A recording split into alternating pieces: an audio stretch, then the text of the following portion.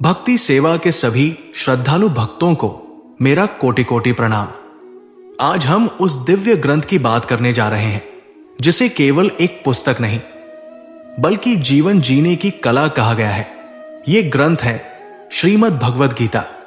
महाभारत के युद्ध क्षेत्र में जब अर्जुन का मन विचलित हो गया, जब कर्तव्य और मोह के बीच उसका हृदय डगमगा गया, तब स्वयं भगवान श्री कृष्ण ने उसे जो उपदेश दिए, वही उपदेश आज 18 अध्यायों में भगवद गीता के रूप में हमारे सामने है।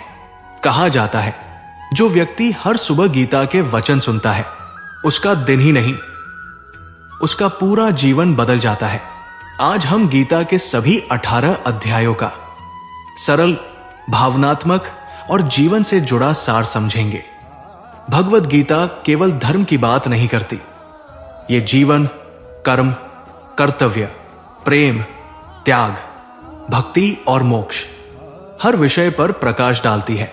गीता कहती है, दुख स्थायी नहीं है, सुख भी स्थायी नहीं है, जो स्थायी है वो है आत्मा। इसलिए हर सुबह गीता सुनना मन को शांत करता है, विचारों को पवित्र करता है और जीवन को सही दिशा देता है। अध्याय 1 अर्जुन विषाद योग। पहला अध्याय हमें सिखाता है, जब मन भय, मोह और भ्रम से भर जाए तो निर्णय लेना कठिन हो जाता है। अर्जुन अपने ही लोगों को युद्ध भूमि में देखकर टूट जाता है। वो कहता है, मैं अपने ही स्वजनों को कैसे मारूं? यह अध्याय बताता है कि संकट के समय मन कमजोर हो जाता है, भावनाएं विवेक पर हावी हो जाती है, लेकिन यही से ज्ञान की यात्रा शुरू होती है। अध्याय 2 सांख्य योग। यह अध्याय गीता का हृदय है। भगवान श्री कृष्ण कहते हैं, आत्मा न जन्म लेती है, न मरती है, न जलती है, न कटती है। शरीर नश्वर है, लेकिन आत्मा अमर है। यह अध्याय हमें सिखाता है, कर्म करो, फल की चिंता मत करो, संभाव में रहो। अध्याय 3 कर्मयोग। भगवान कहते हैं, कर्म किए बिना कोई नहीं रह सकता। हर व्यक्ति को कर्म करना ही होगा, लेकिन कर्म को अहंकार और स्वार्थ से मुक्त होना चाहिए। निष्काम कर्म ही सच्ची पूजा है। अपना कर्तव्य ईमानदारी से निभाना ही धर्म है। अध्याय 4 ज्ञान कर्म संन्यास योग। इस अध्याय में भगवान अवतार का रहस्य बताते हैं। जब जब धर्म की हानि होती है, तब तब मैं अवतार लेता हूं। यह अध्याय सिखाता है, ज्ञान से कर्म शुद्ध होता है। सच्चा ज्ञान अहंकार को नष्ट करता है। अध्याय 5 कर्म संन्यास योग। सच्चा संन्यास वन में जाने से नहीं, मन की वासनाओं को त्यागने से होता है। जो व्यक्ति कर्म करते हुए भी मन से आसक्त नहीं होता, वही सच्चा योगी है। अध्याय 6 ध्यान योग। यह अध्याय ध्यान का मार्ग दिखाता है। मन चंचल है, लेकिन अभ्यास से वश में आता है। भगवान कहते हैं, जो मन को जीत लेता है वो स्वयं को जीत लेता है। अध्याय 7 ज्ञान विज्ञान योग। भगवान कहते हैं, मेरे बिना कुछ भी नहीं है। यह अध्याय ईश्वर की सर्वव्यापकता बताता है। हर कण में भगवान का वास है। अध्याय 8 अक्षर ब्रह्मा योग। मृत्यु के समय जिसका स्मरण होता है, उसी को आत्मा प्राप्त करती है। इसलिए जीवन भर भगवान का स्मरण जरूरी है।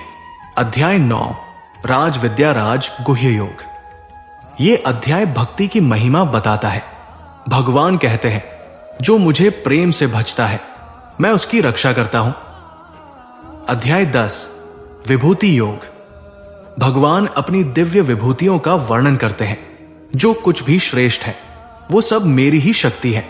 अध्याय 11 विश्वरूप दर्शन योग। अर्जुन को भगवान का विराट रूप दिखता है। यह अध्याय सिखाता है, ईश्वर असीम है, मनुष्य सीमित है। अध्याय 12 भक्ति योग। भक्ति का सबसे सरल मार्ग, प्रेम, श्रद्धा, समर्पण। भगवान कहते हैं, मेरा भक्त मुझे अत्यंत प्रिय है। अध्याय 13 क्षेत्र क्षेत्रज्ञ विभाग योग।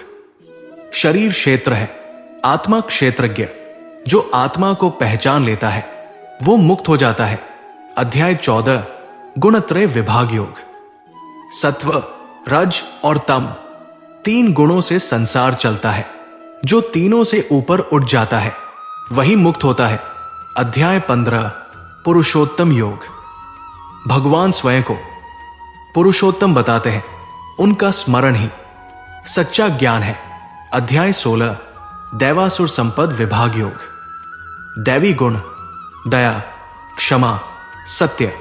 आसुरी गुण अहंकार, क्रोध, लोभ। ये अध्याय हमें आत्मचिंतन सिखाता है। अध्याय 17 श्रद्धात्रय विभाग योग। श्रद्धा 3 प्रकार की होती है, जैसी श्रद्धा वैसा ही जीवन। अध्याय 18 मोक्ष संन्यास योग। गीता का अंतिम और सबसे गूढ़ अध्याय। भगवान कहते हैं, सभी धर्मों को छोड़ मेरी शरण में आओ, मैं तुम्हें मुक्त कर दूंगा।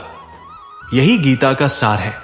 जो व्यक्ति हर सुबह भगवत गीता सुनता है, उसका जीवन स्वयं भगवान संभाल लेते हैं।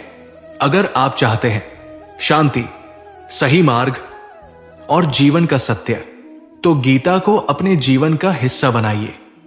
कमेंट में लिखिए जय श्री कृष्ण और इस दिव्य ज्ञान को हर उस व्यक्ति तक पहुंचाइए जिसे जीवन में दिशा चाहिए।